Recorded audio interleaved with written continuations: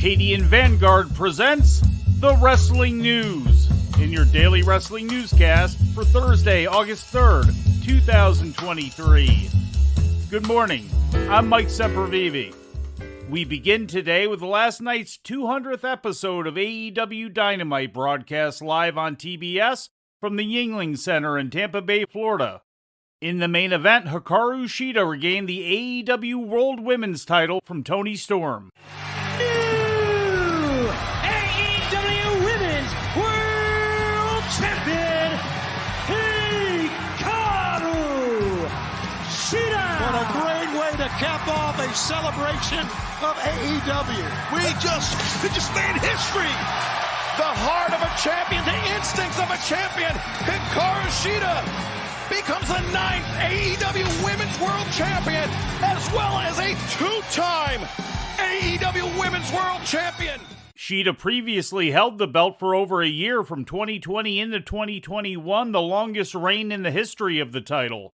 The main event for AEW All In from Wembley Stadium on August 27th was officially made, with AEW World Champion MJF offering Adam Cole a contract for a title shot during an in-ring promo segment. I know Max well, dude. I'm shocked, but I don't know what to say, guys. I really don't. It's going to be massive. I mean, giving him an opportunity for the world title at Wembley.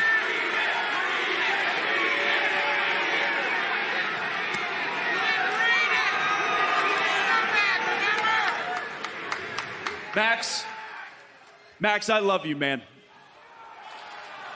I love you too, dude. Incredible. Oh my God. Oh, dude. I'm going to be honest. I'm obviously going to win. In a six-man tag team match, the Elite defeated Jeff Jarrett, Jay Lethal, and Satnam Singh when Kenny Omega pinned Lethal. Rob Van Dam made a surprise appearance on the show, issuing a challenge to Jack Perry for the FTW title on next week's Dynamite. Van Dam appeared during a segment that was to feature a match between Perry and Jerry Lynn. During a pre-taped video, the Mogul Embassy beat up Nick Wayne as retaliation for Darby Allin's perceived betrayal of new Embassy member AR Fox. In other results, Ring of Honor World Tag Team Champions Aussie Open retained against Commander and Hijo del Vikingo. Trent won an Anything Goes three-way match against Penta and Jon Moxley, pinning Penta. And Konosuke Takeshita and Chris Jericho defeated Sammy Guevara and Daniel Garcia when Jericho pinned Garcia after outside interference from Don Callis. In WWE news, federal agents executed a search warrant and federal grand jury subpoena on Vince McMahon, according to a statement made by WWE CEO Nick Khan on yesterday's quarterly company earnings call. The actions were taken against McMahon on July 17th. The orders have been made on McMahon in connection with the ongoing investigation into alleged hush money payments made by McMahon over the years to former WWE employees, as reported last year. No federal charges against McMahon have been made, but rather a demand for documents which relate to the investigation. Said McMahon in a separate statement released to CNBC, quote, "In 2022, WWE formed a special committee to review allegations of misconduct against me. That review was concluded in November 2022 following an extensive investigation.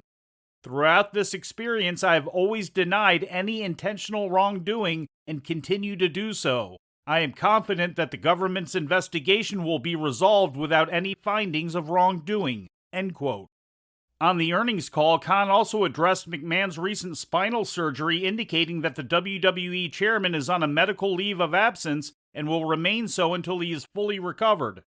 Khan discussed WWE's ongoing media rights negotiations for Raw and SmackDown and the current deals with USA Network and Fox, which expire at the end of this year. Last time, having been across that negotiation, the starting prices of where we were for Raw and SmackDown were far, far less than the starting prices now, which means deeper and longer conversations. All of those conversations have been productive.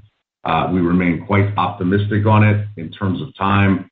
I've often said in negotiations, you can control a lot of the process. You can never control the timing of the negotiation.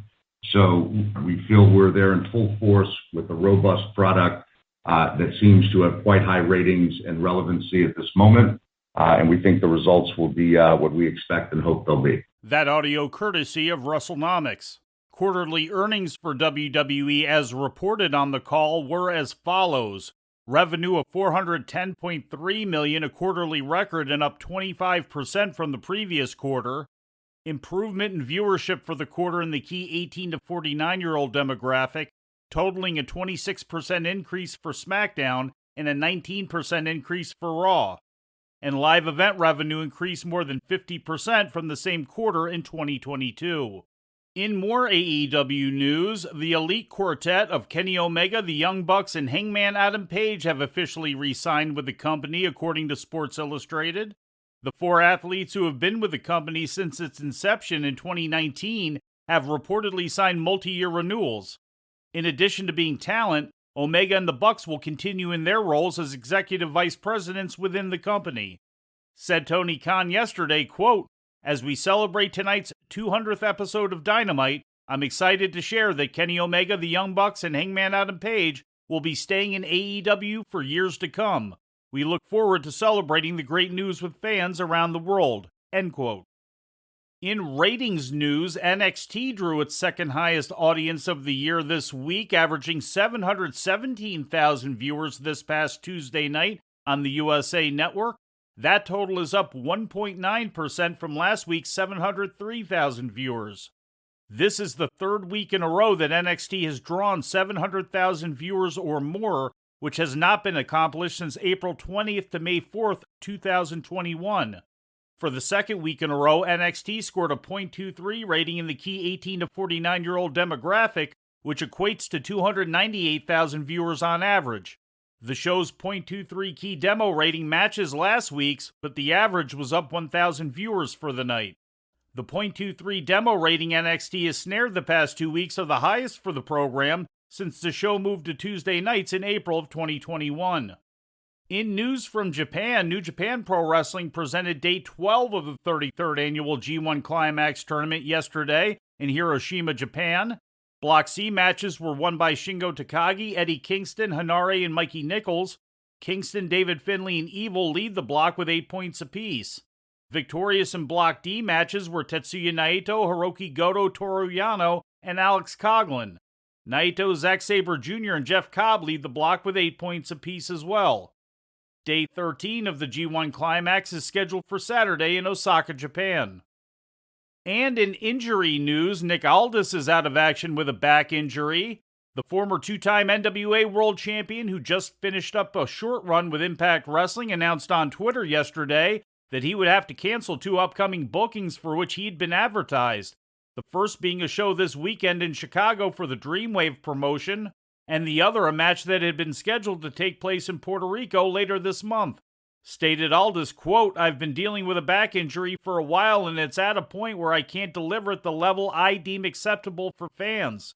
I'm sorry to let people down, especially the promoters who have been so understanding and professional. See you down the road." End quote. And before we leave you today, we'd like to remind you that however you consume your content, you can find the wrestling news 24 hours a day and 7 days a week across social media. On Twitter, follow us at Wrestling News AV. Our Facebook page is also Wrestling News AV. The Wrestling News can also be found on the Arcadian Vanguard YouTube page. And for those who utilize Amazon Echo devices, just tell Alexa to play the Wrestling News podcast. And remember to make sure you add podcast at the end. Once again, for daily updates, breaking news, and more, follow the Wrestling News across social media. And that's the news for today. If anything happens, we will be here to tell you about it. No clickbait, no paywall, just the Wrestling News. The Wrestling News is a division of Arcadian Vanguard, and the Wrestling Newscast is a production of the Arcadian Vanguard Podcast Network.